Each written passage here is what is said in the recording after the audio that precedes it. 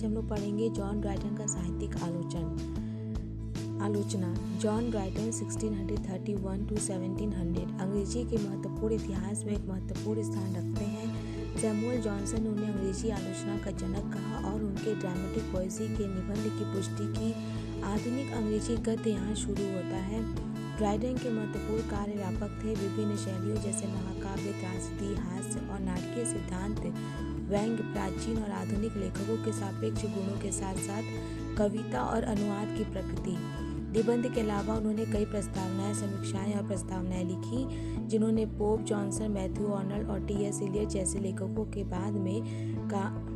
बाद के काव्य और महत्वपूर्ण घटनाक्रमों के लिए मंच तैयार किया। ड्राइटन एक कवि, नाटककार और अनुवादक भी थे। उनका काव्य आउटपुट उनकी शिफ्टिंग धार्मिक और राजनीतिक निष्ठा को दर्शाता है। किंग चार्ल्स फर्स्ट और संसद के बीच अंग्रेजी गृह युद्ध के प्रकोप से ठीक पहले एक मध्यम वर्गीय परिवार में जन्मे। उन्होंने शुरुआत में उत्तरार्ध का समर्थन किया, जिसके नेता ओलिवर क्रॉमवेल की अध्यक्षता में प्यूरिटन थे। दरअसल उनकी कविता वीथ इज डेंजरस 1659 ने क्रॉमवेल की उपलब्धियों का जश्न मनाया, जिन्होंने विजयी सांसदों द्वारा चार्ल्स प्रथम के वध के बाद इंग्लैंड को लॉर्ड प्रोटेक्टर 1653 to 1658 के रूप में शासन किया। हालांकि मृत राजा के बेटे की बहाली के साथ चार्ल्स सेकेंड 1660 में सिंहासन पर बैठे। ड्राइटन ने अपनी कविता एक्स्ट्रा रेडक्स में नए राजतंत्र का जश्न मनाया। ड्राइटन को 1668 में कवि साहित्यकार नियुक्त किया गया था और उसके बाद कई प्रमुख कविताओं का निर्माण किया गया, जिसमें मॉक वीरो मैक फ्लैक्नो 1682 और एक राजनीतिक व्यंग्य एपिसलम और एक्फल 1681 शामिल थे। इसके अलावा उन्होंने दो कविताओं का निर्माण किया जो एंग्लिकन से कैथोलिक धर्म की ओर बढ़ने के लिए प्रेरित करती है। रिलीजियो लेसी 1682 ने एंग्लिकन चर्च का बचाव किया, जबकि हिंद और पैंथर ने 5 साल बाद एंग्लिसिज्म का विरोध किया। ड्राइटन के प्रसिद्ध नाटकों में कॉमेडी मैरिज एट लामोट 1671 और त्रासदी औरंगजेब शामिल है 1675 और ऑल फॉर लव या द वर्ल्ड वेल लॉस्ट 1677। उनके अनुवादों में दंत कथाएं प्राचीन और आधुनिक 1700 शामिल है, जिसमें ओविड, बोकेसियो और चौसर के प्रस्तुतिकरण शामिल हैं। ड्राइटन के नाटकीय कविता का निबंध नाटक पर एक बहस 4 वक्ताओं द्वारा आयोजित रूप में लिखा है, यूजेनियस, इरेटिस, लिसिडस और निएंडर। इन व्यक्तियों को पारंपरिक रूप से ड्राइटन के 4 समकालीनों के साथ पहचाना गया है। यूजेनियस, जिसका अर्थ है अच्छी तरह से जन्मे, चॉस सैकविले हो सकते हैं, जो लॉर्ड बकहर्स्ट ड्राइटन के संरक्षक और स्वयं एक कवि थे। क्राइट्स ग्रीक जज या आलोचक के लिए शायद सर रॉबर्ट हॉवर्ड ड्राइटन के बहनोई का प्रतिनिधित्व करते हैं। लिसिडस का तात्पर्य सर चार्ल्स सैडलिस से है और निएंडर नया आदमी खुद ड्राइटन है। निबंध क्योंकि ड्राइटन खुद को उसके बाद के बचाव में इंगित करने के लिए थे। नाटक में कविता के उपयोग पर सर रॉबर्ट हॉवर्ड क्राइट्स के साथ सार्वजनिक विवाद के कारण निबंध को पढ़ने वाले पाठक को दिए गए एक नोट में वह सुझाव देता है कि उसके पाठ का मुख्य उद्देश्य हमारे अंग्रेजी लेखकों के सम्मान को दर्शाना है, जो कि अनुचित रूप से फ्रेंच पसंद करते हैं। फिर भी निबंध का दायरा इन 2 विषयों से कहीं आगे तक फैला हुआ है। प्रभावी रूप से नाटक की प्रकृति और संरचना से संबंधित कई महत्वपूर्ण बहसें हैं। इनमें से पहली बहस यह है कि पूर्वजों और आधुनिकों के बीच एक बहस जो साहित्य और आलोचना में सदियों से चली आ रही थी और जिसने 17वीं शताब्दी के उत्तरार्ध में पुनर्जागरण के बाद यूरोपीय पत्रों के एक नई और सामयिक तीव्रता हासिल कर ली। जोनाथन स्विफ्ट जैसे परंपरावादियों ने किताबों की अपनी विवादास्पद लड़ाई 1704 में धर्म और शिक्षा के आधुनिक भ्रष्टाचार की निंदा की और पूर्वजों में साहित्य के मानकों को देखा। आधुनिकता पुनर्जागरण के माध्यम से प्रगति के विभिन्न रूपों से प्रेरित एक परिवर्तित दुनिया और एक आधुनिक दर्शकों की आवश्यकताओं के पक्ष में शास्त्रीय आदर्शों को अनुकूलित करने या छोड़ने की मांग की। ड्राइटन का निबंध इस बहस में एक महत्वपूर्ण हस्तक्षेप है, शायद पुनर्जागरण और नवशास्त्रीय मूल्यों के बीच अंतर को चिन्हित करना। जैसा टॉर्क्वेटो टेसो और पियरे कार्नेल, वह प्राचीन प्राधिकरण के दावों और आधुनिक लेखकों की बाध्यताओं के बीच एक समझौता हड़ताल करने का प्रयास किया। ड्राइडन के पाठ में यह समझौता कई बहस को कम करता है। इन चिंताओं में से एक समय, स्थान और कार्रवाई की शास्त्रीय एकता की चिंता है। एक और विभिन्न शैलियों के बीच कठोर शास्त्रीय भेद पर ध्यान केंद्रित करता है, जैसे कि त्रासदी और कॉमेडी। शास्त्रीय सज्जा और औचित्य का मुद्दा था, साथ ही नाटक में छंद का उपयोग भी था। ये सभी तत्व नाटक की प्रकृति को रेखांकित करते हैं। इसके अलावा ड्राइडन अंग्रेजी नाटक परंपरा का एक प्रभावशाली मूल्यांकन करते हैं। इस परंपरा के भीतर लेखकों के साथ साथ फ्रांसीसी नाटक में अपने समकक्षों के साथ तुलना करते हैं। जॉन ड्राइडन की बुक्स हैं। ड्राइडन का निबंध कुशलता से अपनी खुद की नाटकीय संरचना, अपनी कुछ उम्मीदों और शास्त्रीय उद्देश्यों का अधिकार की स्थापना, इनके उलट पुलट में इसकी चरम सीमा और फ्रेंच और अंग्रेजी नाटक के तुलनात्मक मूल्यांकन में इसके निषेध के संदर्भ में है।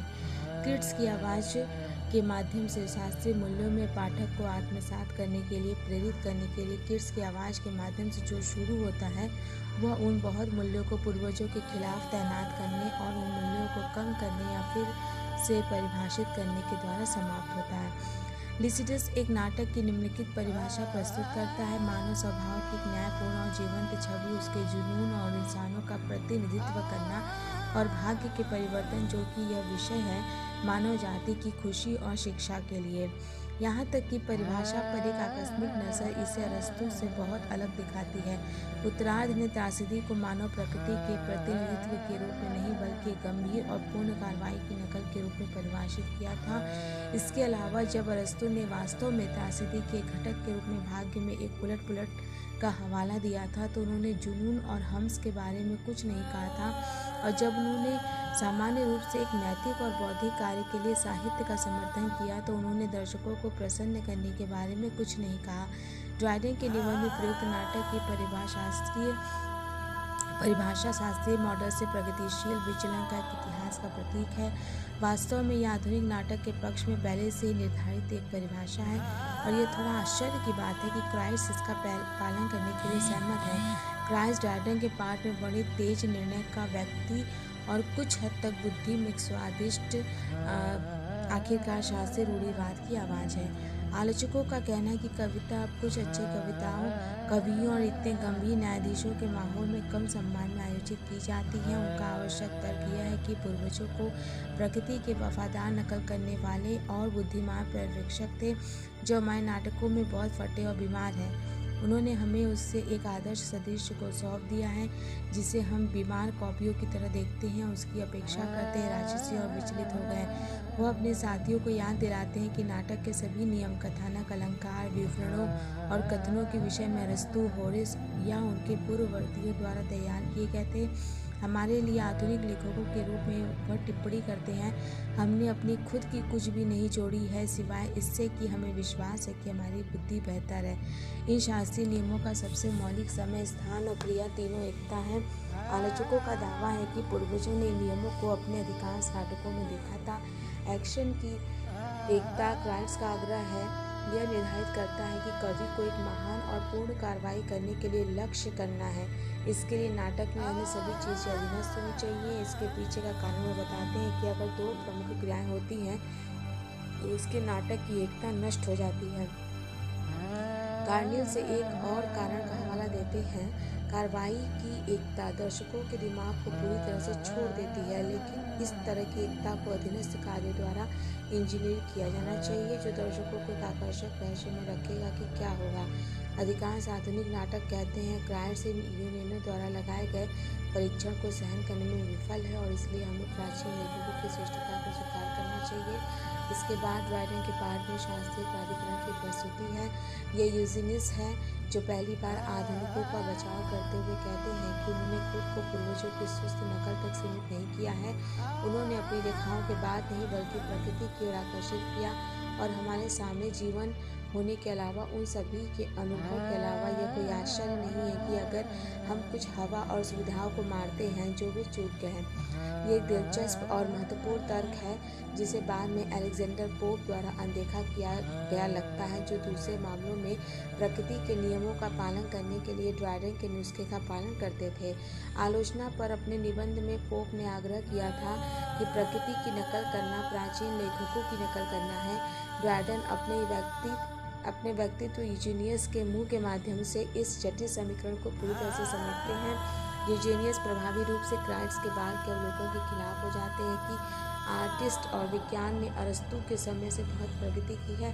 न केवल हमारे पास आकर्षित करने के लिए पूर्वजों का सामूहिक अनुभव और ज्ञान है, बल्कि हमारे पास दुनिया का अपना अनुभव भी है। एक दुनिया अतीत की तुलना में वैज्ञानिक दृष्टि से कहीं बेहतर समझती है। यदि प्राकृतिक कारणों की तुलना में सब अब अधिक जाना जाता है अरस्तू के समय में, यह इस प्रकार की पोएसी है और अन्य कलाएं समान दर्द के साथ पूर्णता के करीब पहुंच सकती है। यूनिनो की ओर मुड़ते हुए यूजीनियस बताते हैं, कार्नेले के बाद की होरेस के समय तक 5 कृतियों में एक नाटक का विभाजन दृढ़ता से स्थापित किया गया था, लेकिन यह अंतर यूनानियों के लिए अज्ञात था। वास्तव में यूनानियों ने खुद को नियमित गतिविधियों तक सीमित नहीं किया। फिर उनके प्लॉट आमतौर पर थोबेस या ट्रॉय से ली गई कुछ कहानी एक प्लॉट इतनी थ्रेडबेयर पर आधारित थे। इससे पहले कि मंच पर आए, यह पहले से ही सभी दर्शकों को पता था। चूंकि नवीनता में आनंद भंग हो गया था, यूजीनियस का दावा है कि इसकी परिभाषा में नाटकीय पॉसी का एक मुख्य अंत, जो खुशी का कारण था, परिणाम नष्ट हो गया था। ये मजबूत शब्द हैं। क्लासिक्स के लिए श्रद्धा की लंबी परंपरा को कमजोर करने का खतरा है, लेकिन यूजीनियस ने मुश्किल से समाप्त किया है। न केवल पूर्वजों को नाटक के आवश्यक दायित्वों में से एक को पूरा करने में विफल रहते हैं कि प्रसन्न वे अन्य आवश्यकताओं में भी कमी करते हैं। निर्देश के यूजीनियस ग्रीक और रोमन नाटकों द्वारा संकीर्ण चित्रांकन साथ ही उनके दृश्यों को जोड़ने की अपूर्णता को समाप्त करता है। वह अपनी खुद की एकता के उल्लंघन का उदाहरण देता है। कार्नेले का अनुसरण करने के बाद भी अधिक तीखा उनका अवलोकन है कि जब यूरिपिड्स और टेरेंस जैसे शास्त्रीय लेखक एकता का निरीक्षण करते हैं तो उन्हें बेतुके में मजबूर किया जाता है। जगह की एकता के लिए वो बताते हैं कि यह अरस्तू या होरेस में कहीं नहीं पाया जाता है। यह फ्रांसीसी नाटककारों द्वारा हमारे स्वयं के युग में मंच का एक उदाहरण था। इसके अलावा वाइस और पुरस्कृत पुण्य पूर्वजों के बजाय अक्सर एक समृद्ध दुष्टता और एक दुखी धर्मनिष्ठता दिखाया गया है। यूजीनियस प्रेम के साथ पर्याप्त रूप से व्यवहार नहीं करने के लिए भी पूर्वजों को शांत करता है, बल्कि वासना, क्रूरता, बदला, महत्वाकांक्षा के साथ, जो एक दर्शक में करुणा से अधिक डरावनी आवाज उठाने में सक्षम थे। इस ड्रायडन के पाठ में न केवल अरस्तू की त्रासदी की परिभाषा है, जो एक ऐसे सूत्र द्वारा स्थापित किया गया है जो आधुनिक कवियों को समायोजित करेगा, बल्कि प्राचीन दार्शनिक की परिभाषा भी प्राचीन नाटककारों के लिए कठोर रूप से अवास्तविक और समस्याग्रस्त दिखाई देती है, जिन्होंने लगातार इसकी आवश्यक विशेषताओं का उल्लंघन किया है। बहस का अगला बिंदु फ्रेंच और अंग्रेजी लेखकों की सापेक्ष गुणवत्ता है। यह लिसिडस है जो फ्रांसीसी के गुणों को बढ़ाता है, जबकि निएंडर को ड्रायडन अपने हमवतन की रक्षा करने का कार्य करता है। लिसिडस का तर्क है कि वर्तमान फ्रांसीसी थिएटर सभी यूरोप को पार करता है, समय, स्थान और कार्रवाई की एकता का निरीक्षण करता है और अंग्रेजी मंच पर कूड़े के खंभे के साथ नहीं खींचा जाता है। इसके अलावा फ्रेंच दुखद शैली की बेतुकी शैली के लिए डूबे बिना विभिन्न प्रकार की भावनाएं प्रदान करता है, जो एक विशिष्ट अंग्रेजी आविष्कार है। लिसिडस यह भी बताता है कि फ्रांसीसी एक ओर संवाद और कार्रवाई के लिए समर्पित समय के अनुपात में कुशल और दूसरी ओर कथन। कुछ निश्चित क्रियाएं जैसे कि युगल, लड़ाई और मृत्युशैया की कभी भी एक ऊंचाई की नकल नहीं की जा सकती। उन्हें डेकोरम के साथ या विश्वसनीयता के साथ प्रतिनिधित्व नहीं किया जा सकता और इस तरह स्टेज पर कार्रवाई करने के बजाय इसे सुनाया जाना चाहिए। निएंडर की प्रतिक्रिया हमें आश्चर्यचकित करती है। वह लिसिडस द्वारा किए गए दावों का खंडन नहीं करता है। उन्होंने कहा कि फ्रांसीसी अपने भूखंडों को अधिक नियमित रूप से नियंत्रित करते हैं और कॉमेडी के नियमों और मंच की सजावट का निरीक्षण करते हैं, अंग्रेजी की तुलना में अधिक सटीकता के साथ। निएंडर प्रभावी रूप से तर्क देते हैं कि अंग्रेजी के बहुत दोष वास्तव में गुण हैं जो अंग्रेजी नाटक को अपने शास्त्रीय विरासत की कहानी से परे ले जाते हैं। निएंडर या ड्रायडन एक मानव प्रतिधारण के रूप में कार्य करता है कि एक नाटक प्रकृति की जीवंत नकल प्रस्तुत करना चाहिए। फ्रांसीसी नाटक की सुंदरियां वे बताते हैं, एक प्रतिमा की सुंदरियां हैं, लेकिन एक आदमी की नहीं, क्योंकि पोसी की आत्मा के साथ एनिमेटेड नहीं है, जो हास्य और जुनून की नकल है। दरअसल ट्रेजी कॉमेडी की शैली को सही ठहराते हुए निएंडर का कहना है कि मिथ और करुणा के बीच का अंतर महत्वपूर्ण दृश्यों को तेज राह से में फेंक देगा। वह आग्रह करता है कि यह हमारे राष्ट्र के सम्मान के लिए है कि हमने मंच के लिए लिखने का एक और अधिक सुखद तरीका इजाद किया है, बढ़ाया है और सिद्ध किया है, जो किसी भी राष्ट्र के पूर्वजों या आधुनिकों के लिए जाना जाता था, जो कि ट्रेजी कॉमेडी है। ट्रेजी कॉमेडी का यह उच्चीकरण प्रभावी ढंग से शैली, सजावट और साजिश की एकता से संबंधित लगभग सभी प्राचीन नुस्खे को पलट देता है। निएंडर ने मार्मिक रूप से कॉर्नेले के अवलोकन को दोहराया कि मंच के वास्तविक अनुभव के साथ कोई भी देखेगा कि शास्त्रीय नियम कितने कठोर हैं। निएंडर अब हालिया अंग्रेजी नाटकीय परंपरा का एक संक्षिप्त मूल्यांकन करता है। सभी आधुनिक और शायद प्राचीन कवियों में से वह कहते हैं शेक्सपियर सबसे बड़ी और सबसे व्यापक आत्मा थी। वह स्वाभाविक रूप से सीखता था, किताबों के माध्यम से नहीं बल्कि प्रकृति और उसकी सभी छवियों के पढ़ने से। उसने अंदर की ओर देखा और उसे वहाँ पाया। फिर निहितार्थ यह है कि प्रकृति को व्यक्त करने के लिए शेक्सपियर को क्लासिक्स की ओर बल्कि बाहर की ओर देखने की आवश्यकता नहीं थी, बल्कि उनकी अपनी मानवता में। बियोमोंट और फ्लेचर ने शेक्सपियर की बुद्धि और प्राकृतिक उपहारों की दोनों की मिसालें दी हैं जिन्होंने अध्ययन में सुधार की। उन्होंने सज्जनों की बातचीत और विशेष रूप से प्रेम के जुनून के प्रतिनिधित्व को व्यक्त किया। बेन जॉनसन ने उन्हें सबसे अधिक सीखा और विवेकपूर्ण लेखक के रूप में माना जो किसी भी थिएटर में कभी भी था, और उनका अजीबोगरीब उपहार हास्य का प्रतिनिधित्व था। निएंडर हास्य को कुछ असाधारण आदत, जुनून या स्नेह के रूप में परिभाषित करते हैं जो एक व्यक्ति के व्यक्तित्व को परिभाषित करता है। एक महत्वपूर्ण बयान में उन्होंने पुष्टि की कि शेक्सपियर होमर या हमारे नाटकीय कवियों के पिता थे। जॉनसन वर्गिल था। विस्तृत लेखन का पैटर्न निएंडर या ड्रायडन प्रभावी रूप से अंग्रेजी नाटक के लिए एक स्वतंत्र परंपरा को दांव पर लगाने के लिए नए आकर्षक के साथ शास्त्रीय परंपरा को विस्थापित करना है। विस्तृत लेखन का पैटर्न निएंडर या ड्रायडन प्रभावी रूप से यहाँ अंग्रेजी नाटक के लिए एक स्वतंत्र परंपरा को दांव पर लगाने के लिए जिनमें नए आकर्षक शास्त्रीय परंपरा के विस्थापित हैं। विस्तृत लेखन का पैटर्न निएंडर ड्रायडन प्रभावी रूप से यहाँ अंग्रेजी नाटक के लिए एक स्वतंत्र परंपरा को दांव पर लगाने के लिए जिसमें नए आकर्षक शास्त्रीय परंपरा विस्थापित है। अंतिम बहस नाटक में कविता के उपयोग की चिंता करती है। आलोचकों का तर्क है कि कविता एक नाटक में अप्राकृतिक है। अरस्तू के बाद क्राइस्ट ने जोर देकर कहा कि मंच के लिए सबसे प्राकृतिक कविता का रूप रिक्त कविता है, क्योंकि साधारण भाषण एक आयम्बिक पैटर्न का अनुसरण करता है। निएंडर का उत्तर अस्पष्ट है। ड्रायडन खुद बाद में इस मुद्दे पर अपना विचार बदलने के लिए थे। वो इस बात से इनकार नहीं करते हैं कि रिक्त कविता का उपयोग किया जा सकता है, लेकिन उन्होंने कहा कि गंभीर नाटकों में जहाँ विषय और चरित्र महान होते हैं तो कांत कविता के रूप में प्राकृतिक और अधिक प्रभावशाली है। इसके अलावा रोज़मर्रा की ज़िंदगी में लोग कविता में बात नहीं करते, किसी भी अधिक से अधिक वे कविता में करते हैं। उन्होंने यह भी कहा कि कविता और उच्चारण मात्रा का उपयोग करने के लिए एक आधुनिक विकल्प है, क्योंकि शास्त्रीय छंद में शब्दांश का माप होता है। कविता के पक्ष में निएंडर के तर्क को समझना नाटक की प्रकृति के लिए एक अवलोकन मौलिक है। वह जोर देकर कहते हैं कि जब सभी नाटक प्रकृति का प्रतिनिधित्व करते हैं तो कॉमेडी के बीच एक अंतर किया जाना चाहिए जो सामान्य व्यक्तियों और सामान्य बोलचाल की नकल है और त्रासदी है, जो वास्तव में प्रकृति का प्रतिनिधित्व है। लेकिन टिस नेचर जागृत एक उच्च पिच कथानक, पात्र, बुद्धि, जुनून, वर्णन सभी सामान्य रूपांतर के स्तर के रूप ऊपर है। जैसा कि कवि की कल्पना उन्हें ले जा सकती है, और कविता और छंद का उपयोग कवि को एक अन्यथा कानून विहीन कल्पना को नियंत्रित करने में मदद करता है, फिर भी यह उसके शानदार फैंसी के लिए एक बड़ी मदद है। यह निष्कर्ष देने वाला तर्क जो बताता है कि प्रकृति को पार करने के लिए कवि कल्पना का उपयोग करता है, शास्त्रीय सम्मेलन से निएंडर और ड्रायडन के प्रस्ताव को रेखांकित करता है। अगर ड्रायडन नवशास्त्रीय है तो यह इस अर्थ में है कि वह क्लासिक्स को नाटक के लिए सुसज्जित चापलूस के रूप में स्वीकार करते हैं, लेकिन आधुनिक लेखक अपनी स्वयं की साहित्यिक परंपराओं को बनाने के लिए स्वतंत्र है।